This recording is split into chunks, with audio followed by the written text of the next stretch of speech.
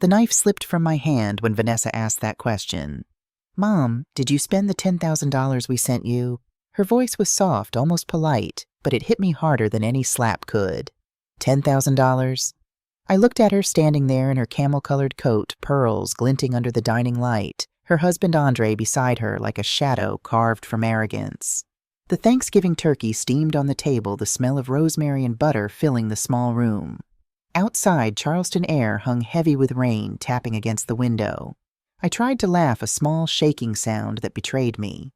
"What money, baby?" I asked. Andre leaned back in his chair, his smile thin. "The 10 grand we wired you last month. Vanessa said you hadn't mentioned it, so we thought maybe you forgot." That last word, the way he let it linger, felt like a blade pressed against my throat. Forgot. As if my mind had already begun to rot. As if age made me unreliable. I was 66, not senile. I had worked 30 years as a nurse, raised 2 children alone after their father died, and never once forgot a debt or a promise. I forced myself to breathe. "I didn't receive any money," I said quietly. The room fell silent except for the clock on the wall ticking like judgment. Vanessa looked at her husband, then back at me. Her lips trembled before she forced a smile that didn't reach her eyes. "Maybe there was a mix-up at the bank, Mama. Andre handles all that now." She reached across the table and touched my hand, but her fingers were cold. I could feel the tremor in her skin the same way I used to feel a patient's pulse, weak and erratic, hiding something deeper. "Maybe," I said, but my mind had already begun to turn. I knew every penny that entered this house. My Social Security check, my church stipend, the little from tutoring young nurses. There was no $10,000. There had never been. Andre poured himself more wine, the expensive kind he liked to brag about. "Well, either way, we're glad you're doing okay," he said, his voice dripping with condescension. "We just wanted to make sure the money didn't, disappear." Disappear. Another knife. He looked around my modest dining room, the old photos, the worn curtains, the secondhand dishes, and I could see what he was thinking. To him, I was a poor old woman barely holding it together, a woman who should be grateful for crumbs. But gratitude dies when it's used as a leash. The air grew thicker. Vanessa cleared her throat. "Let's eat before it gets cold." We bowed our heads for grace, but my heart was pounding too loudly to hear her prayer. When I opened my eyes, I watched Andre carve the turkey like a man cutting a deal. His eyes never met mine. My daughter's did, but only for a second, filled with something between guilt and fear. And in that second I knew. This wasn't a misunderstanding. This was a secret one that lived between the two of them, fat and silent. I thought of the letter she'd sent weeks ago. "We want to help Mama. You've done enough for everyone." The kindness in those words had warmed me then. Now they burned. I looked down at my plate at the food I had cooked for them with the last of my savings and felt a strange calm settle in. I'd seen liars before, patients who hid addictions, doctors who covered mistakes. I'd learned the same truth over and over. Liars always believed silence would save them, but silence is only borrowed time. As Vanessa passed me the gravy, I met her eyes and smiled gently. "Maybe after dinner," I said, "you can show me the transfer on your phone, just to help me remember." Her fork froze halfway to her mouth. Andre's hand tightened around his glass. For the first time that evening, the man who thought he controlled every conversation had nothing to say. I picked up my fork and whispered a quiet prayer under my breath, not for the food, but for the patience I'd need to face the storm that was coming. I woke up the next morning to the sound of rain sliding off the porch roof, soft and steady like a whisper. The house felt too quiet. No laughter, no footsteps, no children running around the way they used to when Thanksgiving meant something. Just the smell of coffee and the ache behind my eyes. I moved slowly, my knees stiff, my back reminding me of every 12-hour hospital shift I'd ever worked. 66 years old and still standing, that was my pride. This little wooden house on the edge of Charleston's marshland had been my home since Marcus was in diapers.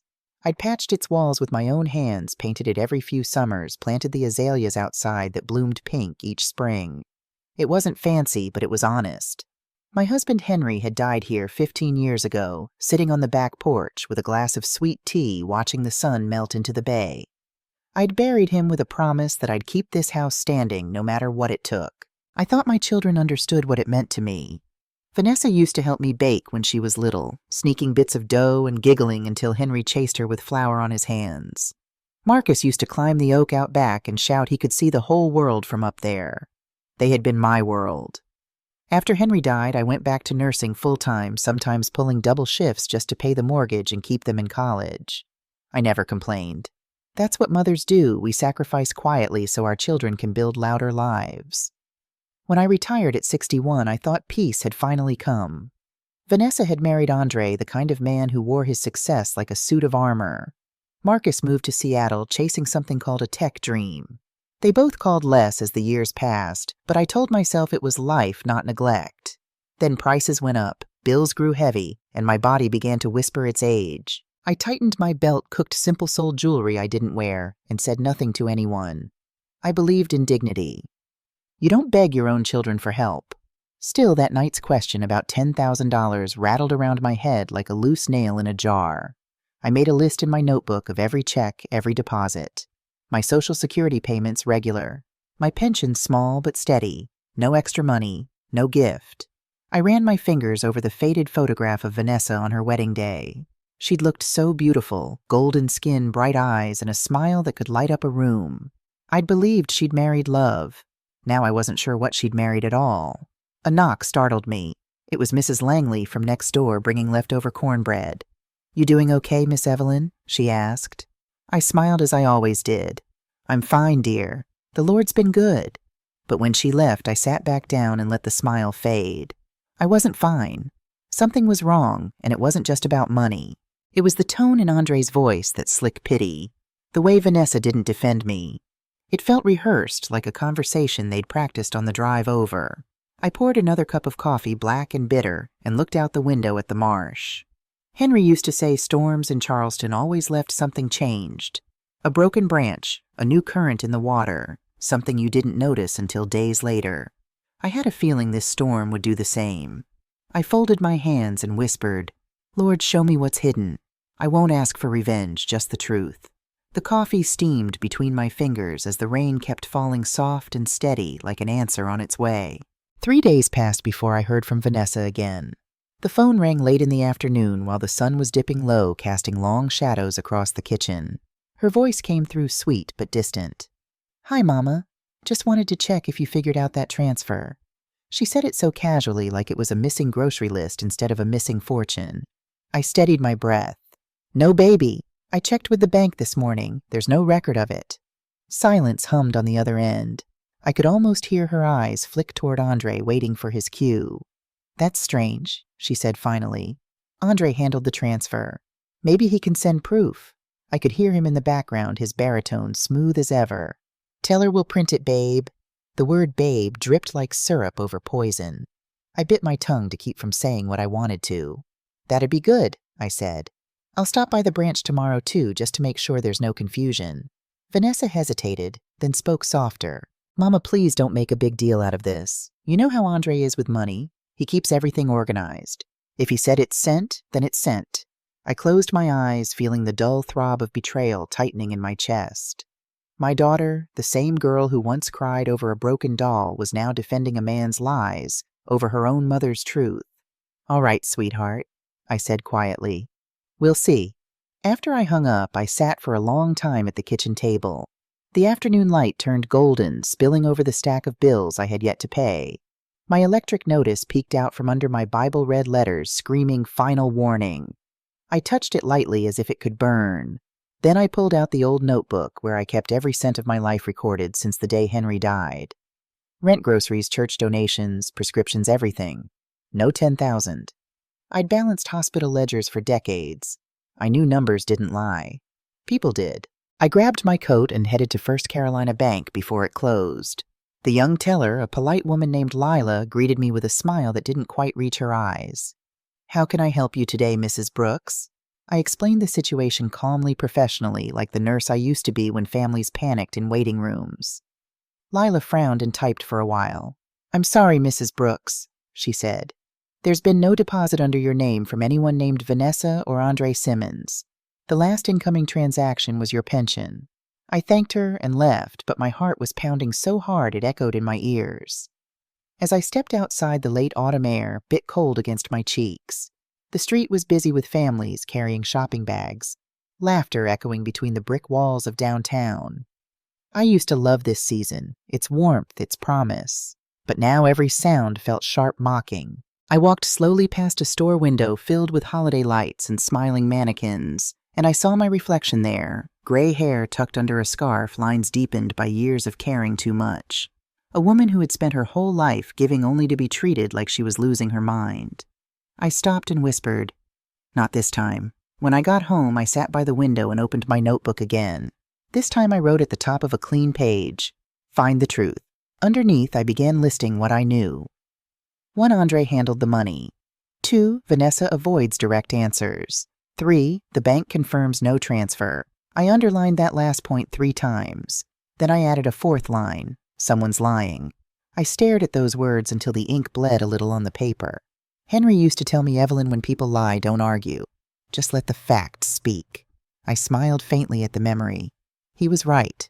So I closed the notebook, leaned back in my chair, and said to the empty house, "Let's see how loud the truth can speak this time." The following Sunday, I put on my best coat and went to Mount Olive Church like I always did. The choir was singing "His Eye is on the Sparrow," and for a moment I almost believed everything would be all right. Reverend Lewis, a man who'd known my family since I was a teenager, noticed my quietness after the service. "Miss Evelyn," he said softly, "you've got that storm behind the eyes look again. Everything all right at home?" I smiled faintly. "Just trying to find the truth, Reverend. Sometimes it hides behind the people you love." His brow furrowed, but he didn't press. He handed me a cup of sweet tea and said, "The Lord don't let secrets stay buried forever." I nodded, though I wasn't sure if I believed that anymore. When I got home, the smell of church paper and old hymns still clung to my clothes. I sat at my kitchen table, staring at my notebook again. "Find the truth," I whispered, tracing the words with my fingertip. That's when an idea came to me. I still had connections at the hospital from my nursing days, people who worked in admin who knew how to trace money, official or not. I made a call to Clarence, an old colleague from accounting. He owed me a favor from years back when I'd covered for him during an audit. "Evelyn Brooks," he laughed when he picked up. "Haven't heard your voice in a decade. What brings you back to the land of numbers?" "A problem," I said, keeping my voice calm. "I need to verify a money transfer. Personal matter." He chuckled, then caught the tone in my voice and quieted. "You sound serious. Give me what you've got." I told him everything, the supposed transfer, the missing money. Andre's smug tone. There was a long pause, then the sound of typing. "If Andre made the transfer, there'll be a routing trail, even if it went to a different account," Clarence said. "Text me your bank's name and your daughter's husband's company. He's self-employed, right?" "Yes," I said, consulting something like that. "I'll see what I can dig up. Give me a day or 2. When I hung up, a strange mix of guilt and relief washed over me. I had always believed in keeping family matters private, but private had turned into silent, and silent had turned into suffering. That night I couldn't sleep. Rain hammered against the roof, and the clock's ticking sounded louder than usual. Around midnight, I got up and sat by the window the way Henry used to when he couldn't sleep. The marsh was a blur of silver under the moonlight, the water shifting restlessly. I thought about Vanessa, her soft smile, her quick temper, when challenged the way she'd grown quiet since marrying Andre. Maybe she was afraid of him. Or maybe, God help me, she'd become like him. The next afternoon, Clarence called. "Evelyn, you were right to be suspicious." His voice had dropped to a serious tone. "Andre's company does regular transfers from a corporate account to several personal ones. I cross-checked the routing numbers you gave me. The last transfer, $10,000, didn't go to your account. It went to one under the name Evelyn M. Brooks, but the middle initial doesn't match yours. The address, their condo in Atlanta." I gripped the phone tighter. So it was fake. "More than fake," he said. "It's fraud." My throat went dry. "Can you send proof?" "Already did. Check your email." "But Evelyn, be careful. That man's smart. He knows how to make lies look clean." I thanked him and hung up my hands, trembling. I opened the email and stared at the screenshot of the transaction. My name, wrong middle initial, their address. My blood boiled, but beneath the fury was something else, a deep ache like grief. I printed the email, slipped it into a folder, and whispered to the empty room, "You took my daughter's soul with your money, Andre, but you won't take my dignity." Then, as thunder rolled over Charleston, I wrote 3 new words under "Find the Truth." They read, "Get it back." 2 days later, I decided to pay Vanessa a visit. I baked a pecan pie the way she liked it when she was little and drove across town to their house, a glass and marble palace that looked more like a hotel lobby than a home. The kind of place that made you whisper even when you were alone. When she opened the door, she looked startled, then nervous. "Mama, what are you doing here?" she asked, glancing behind her shoulder. I smiled softly. "I brought pie. Thought I'd see how y'all are doing." Andre appeared from the hallway, phone in hand, shirt pressed, smile too perfect. "Well, look who it is," he said smoothly. "Miss Brooks, to what do we owe this honor? Just a mother visiting her child?" I said, stepping past him before he could answer. The air smelled like expensive cologne and fresh paint. No warmth, no laughter, just perfection lined up like soldiers. Vanessa motioned for me to sit. "I'll make some tea." She disappeared into the kitchen, her voice shaky as she called out, "We weren't expecting company." "That's how surprises work," I said gently. Andre chuckled under his breath, clearly annoyed. He leaned against the counter, scrolling on his phone, pretending I wasn't worth his time. But his eyes flicked up every so often, calculating. He knew. He just didn't know how much I knew yet. When Vanessa returned with tea, I let a small silence stretch between us before I spoke. "I went to the bank," I said. "They had no record of that transfer you mentioned." Andre's hand froze mid-scroll. Vanessa set the tray down a little too quickly. "Mama, I told you we'd handle that. And I told you I checked," I said softly. "They showed me proof that a transfer was made, to an account with my name on it. Only it wasn't mine." The color drained from her face. Andre straightened his voice, smooth but tense. "Now hold on, Miss Brooks. Are you accusing us of something?" I met his gaze, steady as stone. "I don't accuse. I verify. I spent 30 years keeping hospital ledgers clean. I know what fraud looks like even when it wears a wedding ring." Vanessa's lip trembled.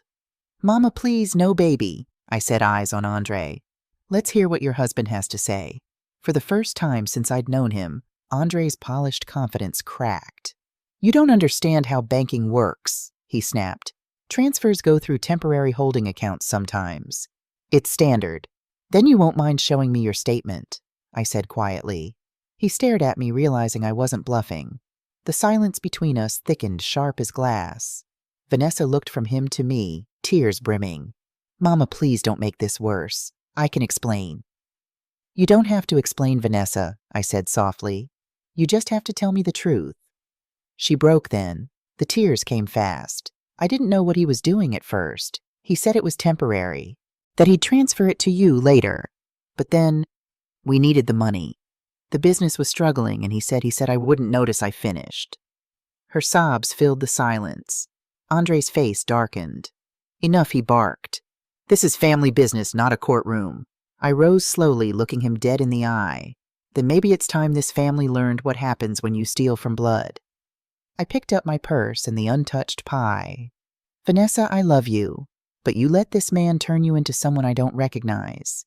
She reached out to me, but I stepped back. "Mama, please." "No," I whispered. "You made your choice when you let him use my name." Andre smirked, hiding his fear behind arrogance. "You won't do anything he said. You're too proud. Too Christian. You'll just pray about it and let it go." I smiled faintly. "Maybe, but even God keeps records." I walked out without looking back. The pie was still warm in my hands, but by the time I reached my car, it felt as cold as the heart of the man who'd stolen from me. That night, I sat at my kitchen table with the pie still in its tin, untouched. The rain had stopped, but the silence that followed felt heavier than thunder. I looked at the framed photo on the shelf, Vanessa at 12, missing a front tooth flower on her cheeks from baking with me. That little girl had once told me, "Mama, I'll always take care of you when I'm big." Now her husband had turned that promise into theft. I took a deep breath and opened my brown leather notebook, the one where I'd written "Find the Truth." On the next page, I wrote, "Start the fight." Underneath, I began listing what I needed: bank-proof witness statements and a lawyer. I wasn't wealthy, but I still had something stronger: documentation and faith. I opened my laptop, clicked through the old church contact list, and found the number I needed: Amara Johnson. She'd grown up in our congregation, went to law school on scholarship, and now worked in elder justice. When she answered, her voice was surprised, but warm. "Miss Evelyn, I haven't heard from you in years. I need your advice, baby," I said quietly. "It's about my daughter and her husband."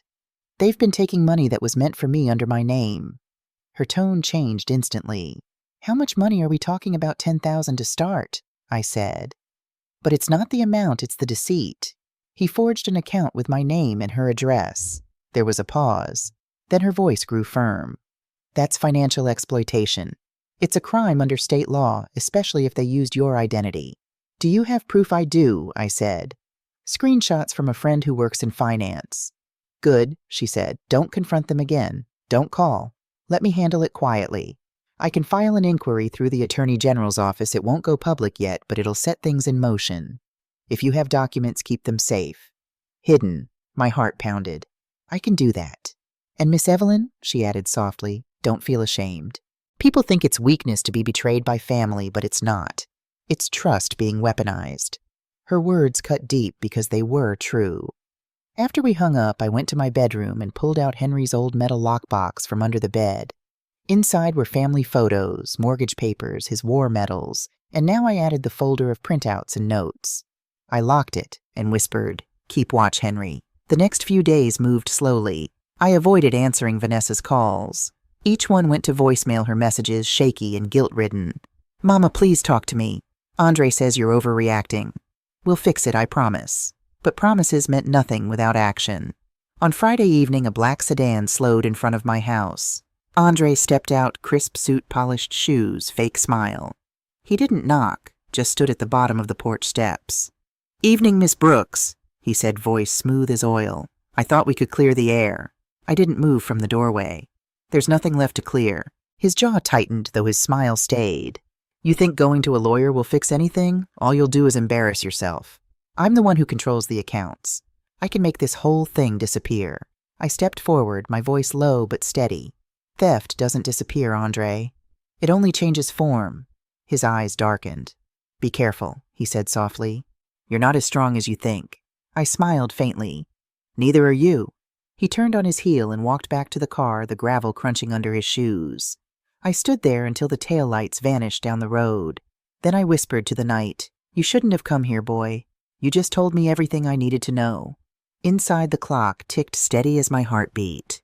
The fight had officially begun, and I wasn't about to lose. The next morning, sunlight crept across my kitchen floor, but it brought no warmth. I sat with my Bible open, but the words blurred together. My mind wasn't on scripture, it was on strategy. Andre thought intimidation would scare me back into silence. He didn't understand women like me. Silence is what we master before we strike. Around 10 a.m., my phone buzzed with a message from Amara. Got confirmation. Funds were transferred from Andre's company account to a fraudulent account in your name. Paper trail complete. Need your signature to move forward legally. My hands trembled, not with fear, but something fierce and steady. Justice. I drove to her office downtown, a small law firm tucked behind the courthouse. Amara met me with a warm hug and a stack of papers. "Everything's here," she said, her eyes sharp. "He forged a business-to-personal transfer using your name as a decoy recipient. Under South Carolina law, that's identity fraud plus elder financial exploitation. It carries prison time." I swallowed hard. "Prison," she nodded. "If you want to go that route. But it's your choice, Miss Evelyn. Some clients prefer restitution, getting the money back and cutting ties quietly." I looked at the papers. Andre's name, Vanessa's signature as witness, my own name in forged letters. It felt like seeing my love turned into ink and weaponized against me. "No," I said softly. "This isn't about money anymore. It's about what they thought they could take without consequence." Amara smiled sadly. "Then we'll file." I signed every page with slow, deliberate strokes, feeling the weight of each letter. Afterward, Amara leaned back. "The Attorney General's office will review. Once approved, we'll send them a notice of intent. You'll need to stay quiet until they're served. No contact." "I can do that," I said. She hesitated. "Miss Evelyn, I have to warn you. Once this starts, it might destroy your relationship with your daughter." I looked out the window at the courthouse steps where strangers walked freely, unaware of the wars fought quietly in people's hearts. "That relationship was destroyed the moment she let him use my name," I said. When I returned home, the air felt different, cleaner charged. I brewed a pot of tea and sat by the window watching the marsh sway in the breeze. A small sparrow landed on the railing, tilting its head at me like it knew something. You tell the truth, little one, I asked. It chirped once and flew off. Maybe that was answer enough. That evening, Vanessa came to my door alone. Her face was pale eyes red. Mama, please. Andre told me everything. He said you're pressing charges. Don't do this. Please don't ruin us. I kept my hand on the doorknob but didn't invite her in. I didn't ruin you, Vanessa. You chose this. He made me sign those papers, she said, tears spilling. He said it was just a business arrangement. I didn't know what it was for. And when you found out, I asked. She covered her mouth, sobbing. I was scared. I didn't want to lose him. I shook my head slowly. You lost something far more important than him. She looked up, desperate. Mama, please. You taught me forgiveness. I met her eyes, my voice breaking just a little. And you taught me that love without boundaries turns into a noose. For a moment, the only sound was her crying. He's leaving town, she whispered. Said he'll fix it before the law gets him. I don't know where he's going. My stomach turned. I knew exactly what that meant. If he thinks running will save him, he's wrong. She reached for my hand, but I stepped back. Mama, please. I didn't mean... Go home, Vanessa, I said softly. Pray for a miracle, because now it's in God's hands and the law's. When she left, I locked the door and leaned against it, my heart pounding with both sorrow and strength. It's a strange thing, justice. It doesn't roar when it arrives. It whispers steady, certain, unstoppable. The days that followed moved like slow thunder, quiet, but full of charge. I spent each morning the same way coffee porch prayer, but the calm was an act. Inside, I was waiting for the hammer to fall. And it did one gray afternoon when Amara called. The Attorney General approved the filing, she said. The bank has verified the forged account, and Andre's name is on the registration. They'll serve him papers by next week. I let out a breath I didn't know I'd been holding. So it's real now. It's real, she said. Do you want it to go public or stay sealed until court? I thought about that. About Vanessa, about the family gossip that would follow about the church folks whispering bless her heart in half pity, half curiosity. Then I thought about every widow, every mother who'd been told she was forgetful when someone stole from her. Public, I said. Let the light in. That weekend, the church hosted its annual charity dinner, a night I'd helped organize for decades. This time, I asked Reverend Lewis to reserve me a small table near the front, right beside the donation box. The plan was simple. If Andre showed up, he'd learn what it felt like to sit in the presence of truth. Vanessa arrived first, wearing a long beige coat and fear in her eyes. She hugged me, whispered, I'm sorry, but I could tell the apology wasn't for what she'd done, it was for what was coming. Andre followed immaculate as ever, shaking hands, smiling, pretending he hadn't just built his life on lies. When he saw me, he gave a polite nod. Miss Brooks, he said, tone smooth as marble. Lovely event. It is, I said, smiling back, especially when generous people give in their own names. His eyes flickered. For the first time, I saw the tiniest tremor in his control.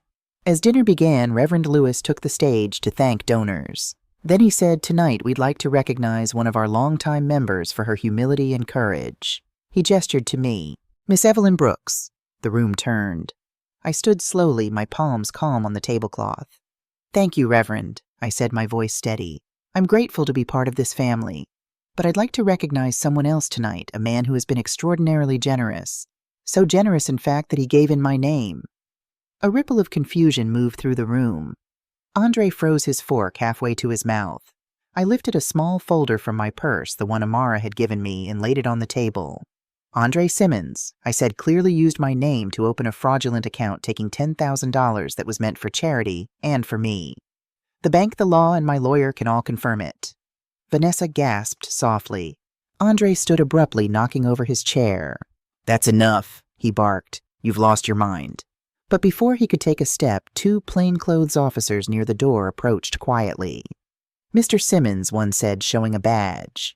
You're under investigation for financial fraud. Please come with us. The room erupted in whispers. Vanessa covered her mouth in shock. I stayed seated, calm as the tide.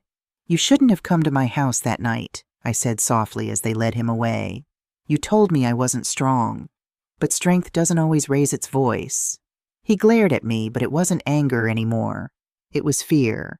When he was gone, the room fell silent. Reverend Lewis stepped beside me, his hand light on my shoulder. Truth will set you free, he murmured. I nodded, tears blurring my sight. It always does, Reverend. Sometimes it just takes longer to arrive. As people began to murmur again, Vanessa sank to her knees beside me, trembling. "Mama," she whispered, "what have I done?" I took her hand gently. "What you allowed, child, but now it's your turn to decide who you'll be without him." For the first time in years, she didn't look like the polished woman Andre had built. She looked like my little girl again, scared small but still redeemable. And as the choir began softly singing Amazing Grace in the background, I realized something powerful. This wasn't just my fight. It was every mother's fight to prove that love can forgive, but justice must never forget. The news spread through Charleston like wildfire. By Monday morning, everyone from the church choir to the grocery clerk at Piggly Wiggly had heard about the charity dinner arrest. People whispered, but they did so with respect now. The woman they once called Sweet Old Evelyn had become something else entirely, a symbol of quiet reckoning. My phone rang nonstop. Vanessa called 5 times. I didn't answer. Reporters called too, wanting a statement, but I let Reverend Lewis handle them. "Miss Brooks has nothing to add," he said firmly. "Her actions speak for themselves." And they did. But at night, when the house grew still, I sat awake in my chair, the clock ticking loud in the silence, and I thought of my daughter. She hadn't chosen evil, not at first. She'd just chosen comfort over conscience. And that choice had cost her everything. On the 3rd night after the arrest, I heard a soft knock on my door. When I opened it, Vanessa stood there, her coat soaked with rain, mascara streaked down her cheeks. "Mama," she whispered, her voice trembling. "Please, I didn't know where else to go." I stepped aside. "Come in, baby." She crossed the threshold like someone stepping into confession. Her hands were shaking. They took Andre's phone, his laptop. The bank froze our accounts. I can't even pay the rent. I don't know what to do. "Sit down," I said quietly, "and tell me what you learned." She sank into the chair, sobbing. "He told me it was just temporary, that he'd pay you back once the business stabilized, but then the money started going to his offshore accounts. I asked him why, and he said I'd better keep quiet if I wanted to stay married. I was scared, Mama. I didn't want to lose everything." I poured her a cup of tea, set it in front of her. "You already lost something, Vanessa," I said softly. "You lost your self-respect long before the money ran out." She covered her face. "I deserve everything that's coming.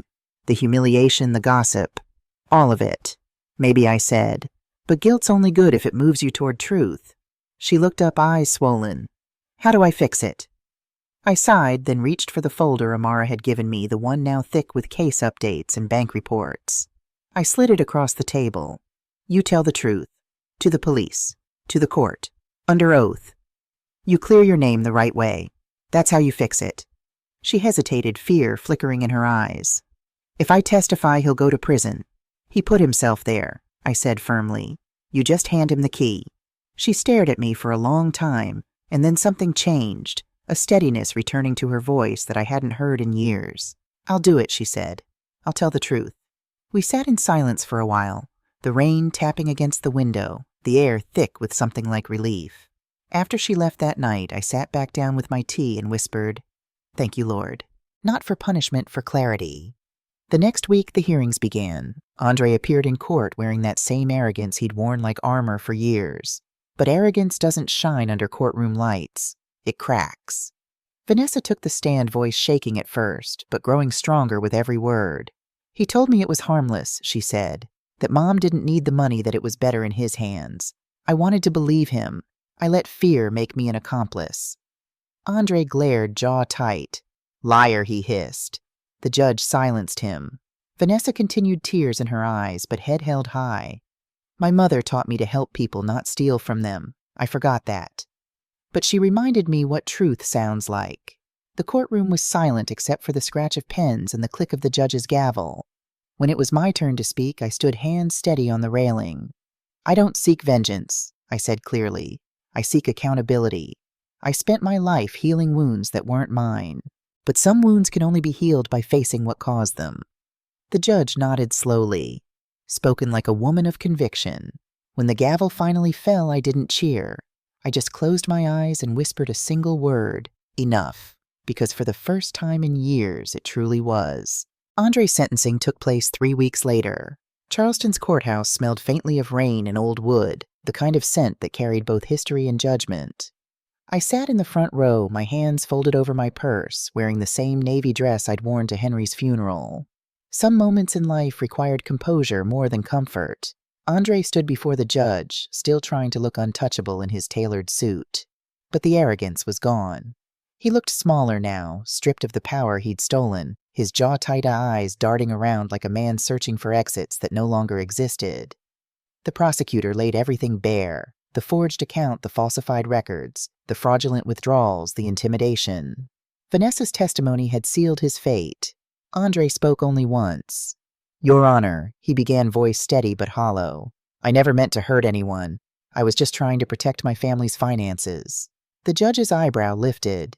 "By stealing from your wife's mother." "It was a mistake," he said quickly. "A misunderstanding." The judge leaned forward. "Fraudulent signatures are not misunderstandings. They are choices." The room was silent. For the crime of identity fraud and elder financial exploitation, the judge continued this court sentences you to 5 years in state prison with 2 suspended under probation and restitution to be paid in full. Andre's mouth twitched, his fingers curling around the defense table. He turned just once toward me. Our eyes met. For the first time, I saw fear not of punishment, but of exposure. The kind of fear that comes when a man realizes his lies have run out of air. I didn't look away. I wanted him to see what dignity looked like when it refused to bow.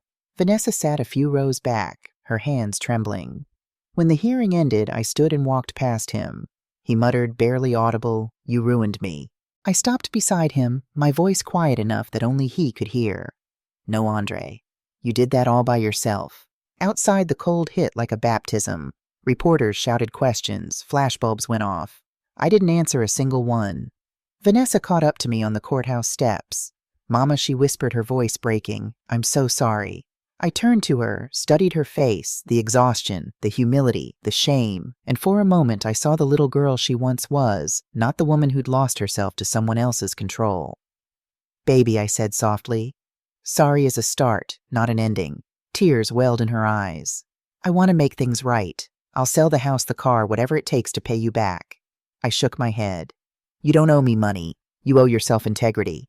Get that back first." She nodded, shoulders shaking. "I don't know if I can." I placed my hand over her heart. "Then start here." We stood there for a long time. 2 women bound by blood and broken choices. Both learning that redemption isn't instant. It's earned one honest breath at a time. That night back home, I sat by the window again. The marsh was quiet moonlight, glinting off the water like silver threads. I opened my notebook, the same one where it had all begun, and turned to the page that said "Find the Truth." Beneath it, I wrote one last line: "Truth found. Peace returning."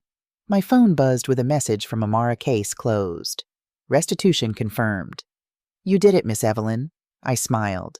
"No, child," I murmured. "We did it. Every woman who ever refused to stay silent did it." Then I closed the notebook, laid it beside the Bible, and whispered into the still air, "Henry, we're all right now." Outside, the wind picked up again, but this time it didn't sound like a storm. It sounded like release. Weeks passed and the noise began to fade. Reporters stopped calling. The neighbors stopped whispering. Even the church folk, those who had once traded my name like gossip, now greeted me with a respect that came from quiet understanding.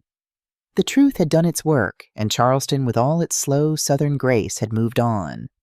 But for me, moving on wasn't as simple.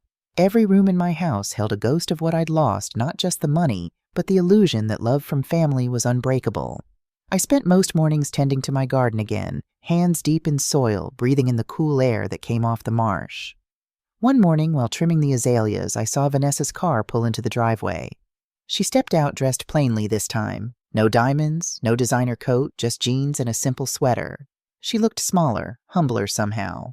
"Morning, Mama," she said softly. "You look well?" I wiped my hands on my apron. "I look busy, which is better than looking broken." She smiled faintly, the kind of smile that comes from someone learning to live with regret. "Can we talk always?" I said, leading her to the porch. We sat in the rocking chairs Henry had built decades ago. The wood creaked under us, the sound familiar and comforting. Vanessa took a deep breath. "I went to see Andre in prison yesterday. I didn't flinch. And he's different. Or maybe just scared. He said he finally understands what he did, that he wishes he could take it back." She looked up at me, eyes glistening. "He asked me to tell you he's sorry. I looked out at the horizon, the sky a blend of orange and blue. Some debts can't be paid with words, Vanessa. But if he's truly sorry, maybe one day he'll learn to be better. She nodded. I'm working now, Mama, at a senior outreach center in Atlanta. We help elderly people manage their finances and protect themselves from scams. I thought, maybe that's a way to make up for what I allowed. That made me turn to her. That's a good thing, baby. Turning your pain into purpose. That's how redemption works. Her voice cracked. I miss you, Mama. I know I said softly, but missing someone isn't the same as changing. You need to forgive yourself before you can come back home. A tear slipped down her cheek. Do you forgive me? I reached for her hand. Forgiveness is easy, Vanessa. Trust is the part that takes time. She nodded, gripping my hand like she used to when she was afraid of thunder. I'll earn it, however long it takes. We sat there in silence for a while, the breeze carrying the faint sound of church bells in the distance. She finally stood. Thank you, Mama, for not giving up on me. I almost did, I admitted. But then I remembered you're my child, and mothers don't quit. We just pray harder. She smiled through her tears, kissed my cheek, and left. I watched her drive away down the old dirt road, dust rising behind her car like memory itself refusing to settle. When she disappeared from sight, I whispered, You'll be all right, baby. Just keep walking toward the light. That evening, I sat by the window with a cup of tea. The setting sun painted the marsh gold, and for the first time in months, my heart didn't feel heavy. The house was quiet, but it wasn't lonely anymore. I realized then that peace doesn't come when the storm ends. It comes when you stop waiting for the rain to fall again. I leaned back in my chair and said softly, Thank you, Lord, for justice, for mercy, for lessons that come wrapped in pain. The wind rustled through the trees, almost like an answer. I closed my eyes and let it fill the room. Spring came early that year. The marsh behind my house turned green again, herons wading through the reeds like old friends returning. Life had a way of coming back even after everything had burned down. I found myself smiling more at the neighbors, at the church choir, at the young nurses I sometimes mentored at the local clinic. The pain hadn't vanished, but it had softened like a scar that still ached when the weather changed but no longer bled. One morning I received a letter in the mail. The handwriting was careful, almost unfamiliar. It was from Andre. I hesitated before opening it, then sat down by the window with my reading glasses and began. Miss Brooks. It began formally, like a man writing to a stranger. There's no apology that can fix what I did. I took what wasn't mine, but worse, I took your daughter's trust and turned it into something ugly. You deserved better from both of us. Prison gives a man too much time to think. I thought about how you looked that night at the church dinner, calm, unshaken, while my whole world cracked open. I hated you for it then, but now I understand. You weren't proud. You were free. I want to be that someday. Not rich, not powerful, just free from myself. Thank you for forcing the truth into the light. Maybe that was the only thing that could save me. I read it twice, then folded it carefully. I didn't feel pity, just a quiet sense of closure. I whispered, At least you learned something before the end. I placed the letter in my old lockbox next to Henry's medals and my worn Bible. Later that week, Vanessa visited again this time, smiling, not crying. She brought fresh flowers and news that she'd been promoted to program director at the senior center. We're launching a campaign about financial abuse, she said proudly. We call it the Evelyn Initiative. We're partnering with banks and churches to teach older folks how to recognize manipulation and report it early. My throat tightened. You named it after me. After what you did, she said. You fought back when most people would have stayed quiet. You taught me that silence is how wrong things survive. Tears welled in my eyes, not from sadness, but something far deeper, gratitude mixed with pride. I suppose I said softly God knew what he was doing after all. She laughed. You always say that. Because it's always true, I said. We spent the afternoon planting flowers together, azaleas and sunflowers, mostly the kind Henry used to love. The sky was a soft blue, the kind that made you believe in second chances. As we worked, Vanessa said, Do you ever wish things had gone differently? Mama, I thought for a moment. No, if they had, you might never have found your strength, and I might never have remembered mine. She smiled, brushing dirt from her hands. You know, she said I was afraid I'd lost you forever. You almost did, I said gently, but losing people doesn't always mean they're gone. Sometimes it just means they're waiting for you to come back right. When she left that evening, the house didn't feel empty. It felt lighter, like forgiveness itself had settled into the walls. I poured myself a cup of tea and stepped onto the porch. Fireflies began to flicker near the marsh, their light soft and steady like tiny lanterns of grace. I looked up at the stars and whispered, "Henry, you'd be proud of her. You'd be proud of us both." The wind picked up warm and clean, carrying the faint scent of jasmine through the air. Somewhere far off, I could hear church bells. And I realized something. Justice wasn't about punishment. It was about restoration. It was about putting broken things back into hands strong enough to rebuild them.